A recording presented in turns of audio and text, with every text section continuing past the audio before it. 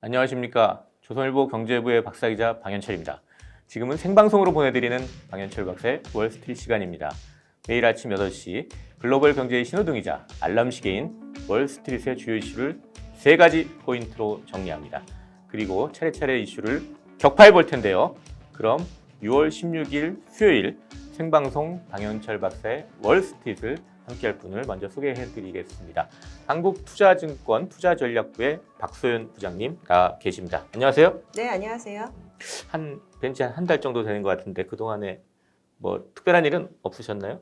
네, 저희는 매일매일 똑같은 쳇바퀴 같은 삶을 살고 있기 때문에 쳇바퀴 같다고요? 삶이? 네, 예. 매일매일 아침에 와서 뉴욕 증시 정리하고 네. 한국 시장 보고 세미나 하고 집에 가면 다시 잠들고 또 일어나서 미국 시장 보고 똑같습니다. 저희 같은 그 언론사 유튜브 말고도 자체 증권사에서도 유튜브 방송 많이 하잖아요. 거기도 나가시죠? 네, 뭐 저희 이프렌데어라고 해서 한국투자증권 공식 채널이 있고요.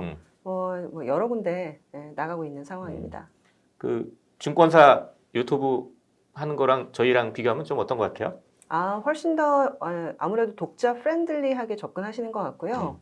뭐 저희 같은 경우는 좀 딱딱한 얘기들이 많은데 그거를 이제 독자를 눈높이에서 좀 쉽게 풀어주시려고 하다 보니까 접근성은 훨씬 더 좋은 것 같습니다. 오늘도 한번 이슈를 쉽게 풀어보도록 하겠습니다. 그럼 본격적으로 시작하기 전에 잠깐 브리핑을 짧게 해드리겠습니다. 16일 새벽에 끝난 월가 증시에서 다우지수는 0.27%, S&P 500은 0.2%, 나스닥은 0.71% 떨어지면서 월가 3대 지수가 모두 하락했습니다. 이 연준의 공개시장위원회, 즉 FOMC 결과를 기다리면서 관망하는 분위기입니다.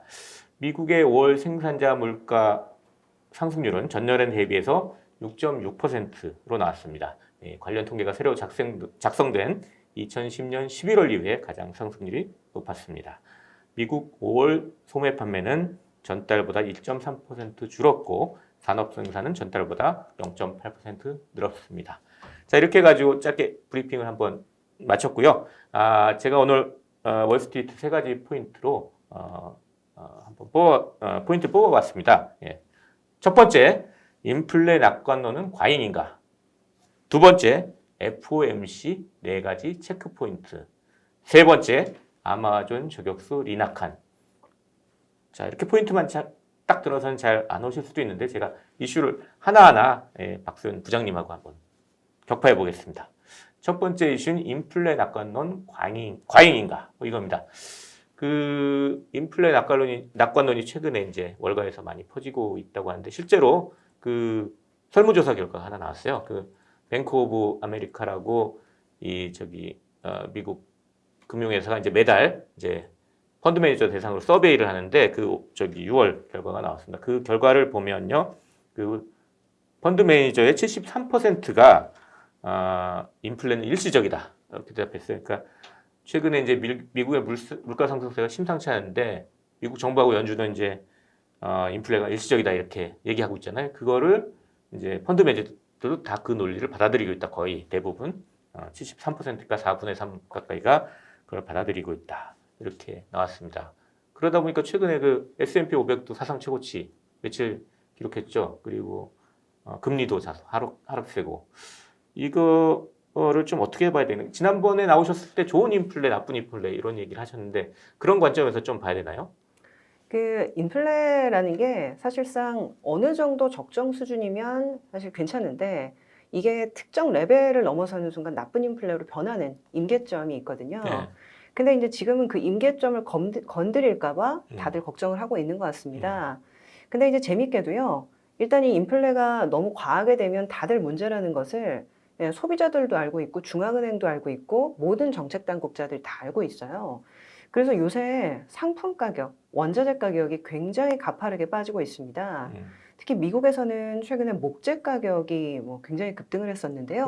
지금 목재 가격이 5월 고점 대비 지금 반토막이 났습니다. 확 떨어졌군요. 근데 그리고 이제 어제 같은 경우는 구리, 그다음에 니켈 가격이 한 4% 가까이 떨어졌는데요.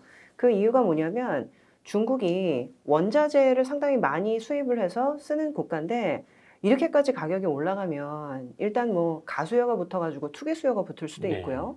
그리고 경제 전체에 악영향을 미칠 수 있기 때문에 규제할 거니까 더 이상 사지 마. 이런 좀 안 좋은 시그널들을 보내고 있거든요. 그래서 어제는 어떤 뉴스가 있었냐면 중국에서 비축을 해뒀던 그러니까 창고에 이제 모자랄까봐 쌓아놓은 재고 같은 것들이 있을 거잖아요. 네. 그 재고를 방출을 하겠다라는 음. 얘기가 있었어요. 근데 방출하면 더 이상 이제 모자라지 않고 물량이 넘치는 거기 때문에 가격이 급락을 할 수밖에 없죠. 그래서 어제 같은 경우에는 이제 그런 식으로 정책 당국자들의 이제 노력에 의해서 어느 정도 이제 원자재 가격이 가라앉는 흐름들이 있는데 네. 중요한 거는 이게 인플레가 아예 없다고 생각을 하시면 안 되는 게 어쨌거나 우리도 백신 맞고 경제 재개로 향해 나가고 있는 거잖아요. 그 사실 자체는 변하지 않습니다. 네. 그래서 이게 인플레 플레이가 완전하게 죽었다라고 보기에는 저는 좀 어폐가 있는 것 같고요. 다만 이 나쁜 인플레를 통제하러 가면서 정책 당국자들의 좀 노력이 배가 되고 있는 구간이다라고 네. 보시면 될 것 같고 제가 요새 가장 많이 듣는 질문이 인플레 일시적이면 다시 성장주 사야 되나요? 테슬라 사야 되나요? 뭐 이런 얘기들 굉장히 많이 하시는데 결국에 테슬라나 아마존으로 돌아간다는 얘기는 이게 그냥 경제 재개나 경기 회복에 대해서 아예 신뢰가 없다는 얘기거든요. 근데 과연 그 정도인가? 저희는 이제 그렇게 보지 않고 오히려 통제된 가운데에서 좋은 인플레의 형태는 지속될 수 있고 그래서 시장 역시 향후에 이제 어떤 주식을 사야 되는가 그런 부분들에 대해 답을 해야 되는데 저희는 계속 경제 재개 수혜주들 좋은 관점으로 보고 있는 네. 상태입니다. 그 인플레 신호는 근데 계속 나오긴 하잖아요. 그러니까 중국 얘기도 하셨는데 중국의 생산자 물가가 급등했던 것도 있는데 오늘 저기 나온 거 보니까 미국의 생산자 물가도 상당히 급등을 했습니다. 아까 브리핑에서 잠깐 말씀드렸지만 5월 생산자 물가 상승률이 6.6%로 이제 미국 노동부가 관련 통계를 개편한 2010년 이후에 가장 높은 거고요. 4월 때도 꽤 높다고 그랬는데 6.2%보다 더 높아졌고 전달 대비로 봐도 0.8% 올랐는데 이거는 이제 4월 달에 0.6%보다 더 이 상승 속도가 빨라지고 있고 그러니까 최근에 뭐 원자재 가격이 좀 떨어지는 모습이 있다고 하지만 아직 그 5월에는 그게 5월 생산자 물가에는 반영이 안 돼 있는 것 같고 그런데 이런 5월 생산자 물가가 지금 당장 소비자 물가에 가는 건 아니고 2개월이나 3개월 후에 이제 소비자 물가로 또 가잖아요. 그러니까 그렇죠. 여전히 인플레 우려는 계속되는 거 아니냐 뭐 이런 저희 관점도 있는 것 같아요. 그리고 어제도 잠깐 저희 이 시간에 말씀드렸는데 제이미 다이먼 JP 모건 체이스 회장이 인플레나 금리 상승 때 투자 기회를 노리기 위해서 현금을 많이 쟁여놓고 있다. 뭐 이런 얘기도 했어요. 그러니까 여전히 한쪽 방향으로만 이렇게 보기에는 좀 어렵지 않나 뭐 그런 생각이 좀 듭니다. 예. 그리고 또 하나 이제 뭐 경기 얘기도 말씀하셨는데 경기 관련한 사실 오늘 지표도 나왔잖아요. 소매 판매가 나왔는데 이 3월 달에 지급된 코로나 지원금이 이제 소진이 이제 거의 다 되니까 이게 이제 소매 판매가 좀 주춤하는데 5월 달은 전달보다 1.3% 감소한 걸로 그러니까 2월 달 이후 처음으로 감소한 걸로 나왔거든요. 그러니까 이게 좀 약간 인플레 우려랑은 조금 좀 다른 결인데 경기가 그렇게 또 확 살아나는 건 또 아니지 않냐 뭐 이런 얘기도 나오고 되게 여러 가지 신호들이 지금 막 섞여서 나오는 것 같아요. 그래서 약간 판단하기가 좀 힘든 시점이 아닌가 좀 그렇습니다. 예. 그래가지고 이제 지금 투자자들이 지금 기다리고 있는 게 이제 내일 우리 시간으로 이제 내일 새벽에 나오죠. 그러니까 FOMC 결과 요거를 지금 상당히 기다리고 있는 것 같아요. 그 FOMC에서 그 파월 의장이 도대체 어떤 얘기를 할까? 요거를 기다리고 있는 것 같은데 일단 인플레 낙관론 얘기는 요 정도로 그냥 마무리하고 더 중요한 FOMC 얘기로 좀 들어가는 게 좋을 것 같습니다. 예. 그래서 두 번째 그 포인트인 FOMC의 4가지 체크 포인트 요걸로 들어가 보겠습니다. 예. 그러니까 내일 새벽에, 그러니까 지금 계속 진행이 되고 있는 거죠, FOMC는 15일부터 16일이니까. 보통 이틀 정도 하는데요. 네. 가장 중요한 결정은 이제 둘째 날에 이루어지기 때문에 네. 아마 내일 새벽 한 3시 정도 음. 대충 결과가 보이실 겁니다. 네. 그리고 그 결과가 나온 다음에 파월 의장이 나와서 또 기자회견을 하게 되죠. 그러니까 지금 일단 월가에서는 그것서 무슨 뭐 FOMC에서 어떤 통화 정책의 기조를 바꾼다든가 뭐 최근 얘기가 나온 이거는 뭐 자산 매입 규모를 축소하는 테이퍼링을 뭘 얘기한다든가 이러진 않겠지만 파월 의장이 뭔가 얘기를 하는 걸 가지고 앞으로 어떻게 될 건지 해석할 수 있지 않겠냐 뭐 이렇게 생각을 하고 있잖아요. 뭐 이게 보면 사실 이번 회의에서는 크게 변화는 없을 겁니다. 네. 그런데 이제 다들 똑똑하기 때문에 단어 하나 변경되는 거에 굉장히 민감하거든요. 특히 이제 이번 이제 스테이트먼트에서는 트랜지토리, 그러니까 이 일시적이라는 단어가 사라질 거냐 사라지지 않을 네. 거냐. 지금 보면 뭐 아까도 이제 물가 얘기하셨지만 일시적이네라는 쪽으로 지금 증시에서 컨센서스는 흘러가고 있거든요. 근데 의외로 지금 경제 재개 굉장히 빠르게 하고 있고 지금 7월부터는 뭐 전면 경제 재개 그리고 뭐 야구장에도 이제 다들 마스크 안 쓰고 들어간다라고 네, 하는 그렇죠. 정도니까 그러면 이런 각도로 하반기에 돈을 많이 풀었을 때 오히려 일시적이라고 봤던 물가가 정책 때문에 더욱더 인플레를 자극하게 되는 그러니까 이런 아이러니한 상황들이 벌어질 수 있거든요. 그래서 이제 일단 일시적이라는 단어가 계속 유지가 될 거냐 사라질 거냐. 네, 그게 첫 그리고 번째 포인트인 것 같아요. 그러니까 과열까지 괜히 계속 일시적이라고 얘기했다가 증시가 과열이 되면 안 되니까 그 단어를 계속 유지할 건지 안 할 건지 그렇죠. 첫 번째 체크 포인트인 것 같습니다. 하면서 이제 동시에 기자회견도 하지만 미 연준이 성장하고 물가 전망도 동시에 내잖아요. 예, 그래서 맞습니다. 물가 전망 수치가 바뀌는지, 그러니까 뭐 올해 지금 2.2%라고 얘기했는데 지난 3월달에 그 수치가 바뀌는지 이런 것도 좀 체크를 해보면 좋을 것 같습니다. 그래서 인플레가 일시적이냐, 이런 단어들이 사라지냐, 그대로 있느냐, 이게 첫 번째 체크 포인트인 것 같고요. 두 번째 체크 포인트는 아까도 살짝 얘기했듯이 테이퍼링에 대해서 뭐라고 얘기할 것이냐, 이게 체크 포인트인 것 같은데 어떤 식으로 좀 얘기가 나올 것 같아요? 지금 시장에서 얘기되는 거는? 근데 이제 전체적으로 테이퍼링을 공식적으로 성명서에 언급하는 거는 아마도 가을쯤 돼야 될 것 네. 같다. 근데 중요한 거는 그 전에 우리가 논의를 시작했다. 그래서 이제 start talk라는 표현을 쓰던데, 네. 그러니까 테이퍼링에 대한 논의를 시작하는 것을 시작한다. 이런 식으로 표현하더라고요. 복잡하네. 네. 논의를 시작할 것을 시작한다. 예. 그렇죠. 예. 그러니까 지금은 논의를 시작하는 거를 시작하는 거조차 않았는데 네. 이제는 그거를 시작한다는 거죠. 그래서 이게 참 말이 꼬이는 부분인데 그 정도로 시장이 민감하다 받아들여 주시면 되는 거고 네. 근데 지난번 의사록에서 보면 음. 이미 어느 정도 논의가 시작되는 조짐이 있었어요. 그래서 이제 이번 사실은 회의록은 뭐 내일 새벽에 나오는 게 아니라 네. 한 뭐 보름 정도 있다가 네. 나오게 될 텐데 회의록 자체는 좀 나중에 나오죠. 예. 그렇죠. 일단은 이 테이퍼링에 대한 논의 자체가 어느 정도 강도로 지속이 되는지 그리고 이제 이미 그 군부는 떼고 있거든요. 통화 정책은 관장하시지 않지만 이 미국 재무장관을 담당하시는 옐런 네. 예전에 이제 연준 의장이었는데 최근에 가는 곳마다 금리가 좀 높아지는 게 미국 경제에 좋은 것 같다. 네. 뭐 이런 식으로 미국 경제 말씀하시거든요. 플러스다 뭐 이렇게 얘기했어요. 예. 처음에는 나이가 드셔가지고 이분이 말 실수를 했다라고 생각을 한 거예요. 근데 이분 정도 되면 절대 실수하지 않고요.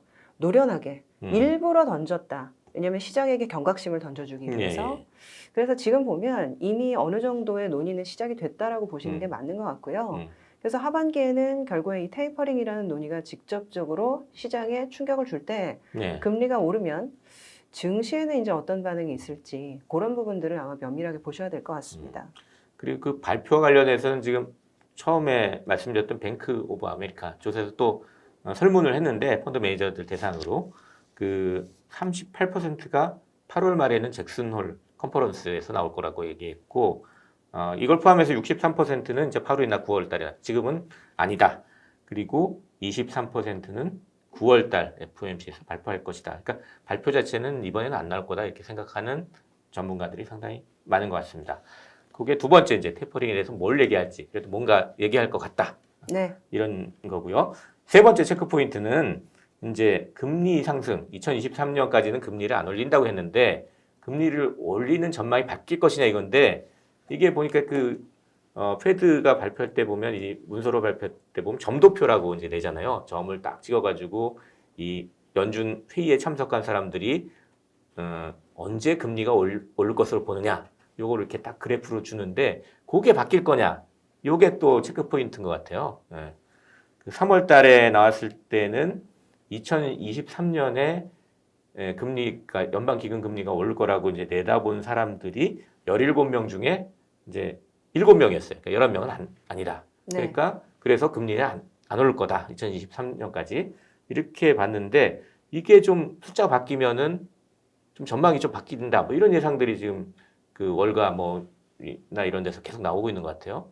네, 맞습니다. 지금 연준은 일단 정책 결정을 하는 사람과 연준 이사진들을 포함해서 전체 18명한테 항상 네. 서베이를 돌리는데 네. 제가 세보니까 전체 18명 중에서 방금 언급하셨던 음. 것처럼 내년에 제로 금리를 유지해야 된다는 사람이 한 11명 정도였더라고요. 근데 이제 이게 사실은 11명에서 좀 줄어들기만 해도 아, 사람들 생각이 바뀌고 있구나라고 느낄 수가 있는 거고요. 네. 그렇게 되면 원래는 2023년 금리 인상이었는데 음. 내년 하반기 뭐 이 정도로 지금 컨센서스가 당겨지는 분위기는 있는 것 같습니다. 예. 아, 17명이 아니라 18명이군요. 예, 제가 잠깐. 아, 예, 네네. 18명이 맞네요. 네, 예. 아마 17명이라 하신 거는 18명 중에 11명이 이제 안 그쵸. 오를 거다 하고 7명이 오를 거다 이렇게 얘기한 거네요. 네, 예. 맞습니다. 예. 그래서 그 점도표가 바뀌는지 그 숫자가 바뀌는지 이걸 체크하는 게 세 번째 포인트.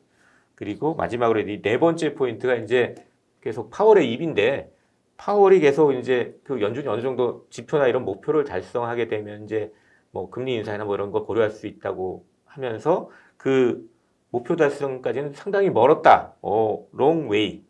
아니면은 뭐 그 지표가 그 향후 중대하게 진전될 때는 좀 시간이 필요하다. sometime 뭐 이런 식으로 얘기했는데 이런 거를 언급을 안 하냐. 뭐 이게 또 체크 포인트인 것 같아요. 그래서, 맞습니다. 예. 그래서 단어 하나랑 그 음. 문구 하나가 빠지고 더해지는 거에 아주 민감하기 때문에 아마 내일 FOMC는 뭐 상당히 예. 새벽부터 깨서 보시는 예. 분들이 굉장히 많을 예. 것 같습니다. 그래서 네 가지 방금 저희가 얘기한 그 네 가지 체크 포인트를 잘 보시면 아 이게 좀 달라지는구나 하는 거에 따라서 또 시장이 그 한마디 한마디에 좀 막 움직이거든요. 이제 그걸 잘 체크하시면 될 것 같습니다. 자 이렇게 해서 두 번째 이슈인 FOMC에서 체크해야 될 네 가지 포인트 이걸 한번 알아봤습니다. 이제 세 번째 이슈로 좀 넘어가 보도록 하겠습니다. 이거 따끈따끈한 소식인데 이 아마존 저격수라고 불리는 리나 칸 컬럼비아대 교수가 연방거래위원회 FTC 위원장에 임명될 거라는 지금 뉴스들이 지금 미국 언론들이 갑자기 쏟아내고 있습니다. 이 FTC는 뭐냐면 우리나라의 공정거래위원회. 그러니까 이 빅테크들의 기업들의 독점을 조사할 수 있는 권한을 갖고 있는 위원회인 거예요. 그러니까 이 위원회에 이 리나 칸이란 분이 딱 임명이 되면 더 강성이 될 수 있다. 지금도 여전히 지금 지난번에 페이스북도 FTC에서 조사해서 뭐 고소하고 기소도 했잖아요. 그런데 그보다 더 강해질 수 있다. 이래가지고 지금 이슈가 되고 있습니다. 그 리나 칸 교수는 일단 FTC 위원에 지명이 돼서 상원 인준을 통과했어요. 네. 네. 그러니까 그래서 위원만 할 줄 알았는데 바이든 대통령이 위원장까지 지명하겠다. 그래서 새로운 뉴스가 된 겁니다. 예. 리나 칸은 어떤 분인지 좀 들어보셨나요? 그 리나 칸 교수 같은 경우는 네.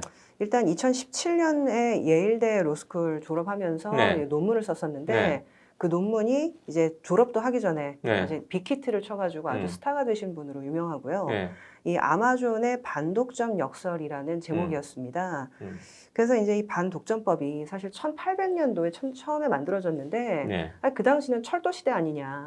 근데 지금은 이제 인터넷 시대 그리고 이제 뭐 4차 산업혁명 얘기를 하는데 그때 만들어진 반독점법을 지금 여기에다가 적용을 하게 되면 우리가 제대로 규제할 수 없다. 네. 그렇기 때문에 이거를 뜯어 고쳐서 아마존 같은 기업들에게 규제 칼날을 대야 된다라고 네. 아주 강경론자로 유명하시고요.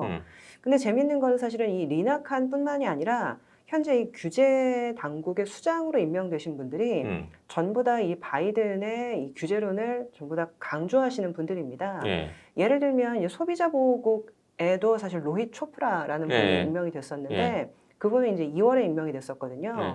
근데 원래는 사실은 작년에는 기억해 보시면 이제 1월 달에 그 상원 의석 2개를 가지고 이제 추가 선거가 있었거든요. 네. 그 선거 직전까지만 해도 이런 사람들 임명 안 하겠다라는 분위기가 되게 강했어요. 왜냐하면 중도적으로 보여야 되니까. 네. 근데 이번에 블루웨이브를 달성하고 나서 음. 대통령도 민주당, 상원도 민주당, 공화당도 민주당. 결국에는 민주당이 그러니까 공화당이 반반 50대 그쵸, 50이 그쵸. 됐는데 네. 지금 부통령이 그쵸. 캐스팅 보트를 쥐고 있으니까 그렇죠. 사실은 민주당 쪽이 된 거죠. 그러니까. 네, 네. 그래서 상원, 하원 둘 다 민주당을 가져가다 보니까 결과적으로 이제는 원하는 대로 규제 인사를 임명을 하는 분위기로 가고 네. 있는 거죠. 그래서 전체적으로는 일단 이 아마존, 페이스북 이런 이제 플랫폼 기업들의 반독점 타겟은 굉장히 높아질 것 같고 지금 분위기를 보면 하반기에는 법인세 인상도 대기를 하고 있기 때문에 네. 일단 대형주는 조금 피해가야 되는 거 아니냐 이런 인상들이 좀 있는 것 같습니다. 그 아마존의 반독점 역설이란 그 예일대 리나칸의 그 졸업 논문도 얘기하셨는데 사실 그거는 기본적인 논리는 그런 것 같아요. 그러니까 그 옛날 초도 시대에 만들어졌으니까 소비자 편익을 그 안 좋게 만들면 독점으로 규제할 수 있다. 뭐 이렇게 기본적인 논리인데 이 아마존은 독점을 하면서 물건 싸게 팔잖아요. 그러니까 소비자 편익은 좋아진단 말이에요. 그러니까 소비자 편익이 좋아지면서 독점을 하는 경우에는 이걸 규제할 수 없는 거 아니냐 뭐 이런 얘기가 나오니까 그건 아니다. 그래도 규제해야 된다. 이런 게 이제 이 리나칸의 논리인 거. 근데 로 실질적으로 보입니다, 제가 사실. 예. 그 논문을 읽어본 적이 있었는데 예. 어떤 식으로 얘기를 하냐면 예. 아마존이 가장 싸게 음. 이제 뭐 물품을 공급한다라는 거를 강조하면서 예. 소비자들을 끌어들이잖아요. 그런데 셀러들한테는 우리 플랫폼에 제일 싸게 입점을 해야 되는 거고 딴 데다가 싸게 입점하면 내가 너네를 퇴출시킬 거야. 예. 이런 식으로 협박을 한다라는 음. 조사 내용이 들어가 있어요. 그래서 이제 어떻게 보면 소비자한테는 편익을 높이는 방향인데 네. 셀러들에게는 오히려 이제 윽박 지르는 네. 형태의 좀 어떤 영업을 하고 있다라는 얘기 때문에 이거를 이제 반독점 타겟으로 지금 얘기를 하고 있는 것 같습니다. 그러니까 어쨌든 이분이 이제 아마존의 저격수라는 별명이 있기 때문에 빅테크들은 아마 상당히 긴장을 해야 될 겁니다. 그냥 위원이 아니라 위원장 된다는 건 또 다른 거거든요. 위원이라는 건 그 FTC 위원이 5명이 있는데 그 합의를 해야지 이제 조치를 결정하는데 5명 중에 1명 되는 거야 뭐 합의가 안 될 수도 있으니까 뭐 좀 덜 할 건데 위원장은 뭐냐면 조사해라. 이 조사를 그 동원을 해가지고 공무원들 동원해가지고 조사할 수 있는 권한이 있으니까 실제로 상당히 힘이 센 자리인 거죠. 예. 얼마 전에 지난달인가요? 그 골드만삭스가 이제 뭐 뭐에 역풍이 분다 뭐 해가지고 이제 기술주들의 역풍이 분다라는 보고서를 내면서 3가지 이유를 들었는데 이거 뭐 사실 다 아는 얘기지만 잘 정리를 했는데 첫 번째가 뭐 이제 뭡니까 그 금리 상승 가능성. 두 번째로 뭐 이런 얘기들을 하다가 이제 세 번째 그 이유로 이제 그 테크 기업들에 대한 그 바이든 행정부의 반독점 조사. 예.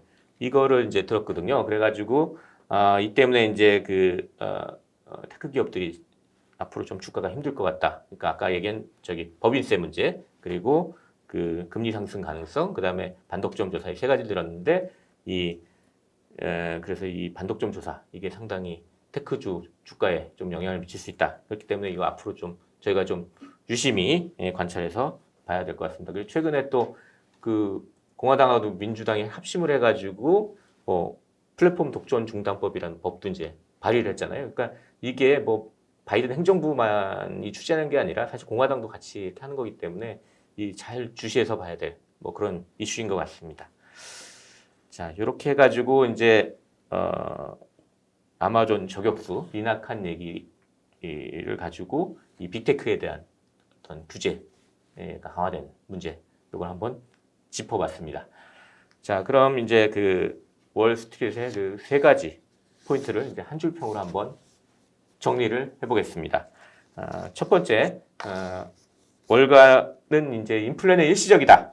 이런 인플레 약관론이 월가에서 퍼지고 있습니다. 하지만 인플레 우려와 이에 따른 금리 상승으로 인해서 시장이 하락세로 돌아설 것이라는 주장도 적지 않습니다. 인플레가 일시적이라는 논리의 근원지인 미 연준이 어떤 움직임을 보일지 주목해야 할 때입니다. 두 번째, 전 세계 투자자들이 제롬 파월 미 연준 의장이 6월 FOMC 이후에 어떤 말을 던질지 궁금해하고 있습니다. 오늘은 이것에 대해서 한 4가지 체크 포인트를 알아봤습니다. 말 한마디로 세계 증시 흐름을 바꿀 수 있는 파월의 입을 주목하시기 바랍니다. 세 번째, 그 아마존의 저격수라는 별명을 가진 리나칸이 미국 독점 규제 기관의 위원장을 맡을 것으로 보입니다. 빅테크 기업들에겐 또 하나의 나쁜 소식입니다. 빅테크 기업들이 바이든 행정부의 각종 규제 움직임을 어떻게 헤쳐나갈지 지켜봐야 할 것 같습니다. 자, 이렇게 해서 오늘 생방송 박연철 박사의 월스트리트 함께 하셨는데요. 오늘은 좀 어떠셨 것 같습니다. 아, 네. 어떠신 것 같아요? 내일이 아니라 오늘 네. 나와서 정말 다행인 것 네. 같다라고 생각했습니다. 아, 그래요? 예. 네. 내일 나왔으면 아마 FOMC 정리하느라고 정신이 없었을 텐데 네. 예, 오늘은 그냥 조심하자, 네, 지켜보자 이런 말씀 드려도 되는 거니까 예. 상당히 좀 편안하긴 하네요. 예. 내일 나오시는 분 예, 상당히 어려우실 것 같습니다. 아주 내일은 또 열심히 정리를 해서 또 시청자 여러분께 또 구독자 여러분께 잘 전달해 드리도록 하겠습니다. 자, 이렇게 6월 16일 수요일 생방송 방현철 박사의 월스트리트 벌써 라이브를 마칠 시간이 됐습니다. 함께 해주신 여러분께 감사드립니다. 도움이 되셨다면 채널 구독 꾹 눌러주시기 바랍니다. 그리고 알림 설정도 잊지 마셔가지고 내일 아침 8시에 진행되는 생방송 방현철 박사의 월스트리트 놓치지 마시길 바랍니다. 저는 내일 아침 8시에도 월스트리트를 3가지 포인트로 진단하고 이슈를 격파하는 방현철 박사의 월스트리트로 돌아오겠습니다. 지금까지 함께 해주신 한국투자증권의 투자전략부 박소연 부장님이었습니다. 감사합니다. 감사합니다.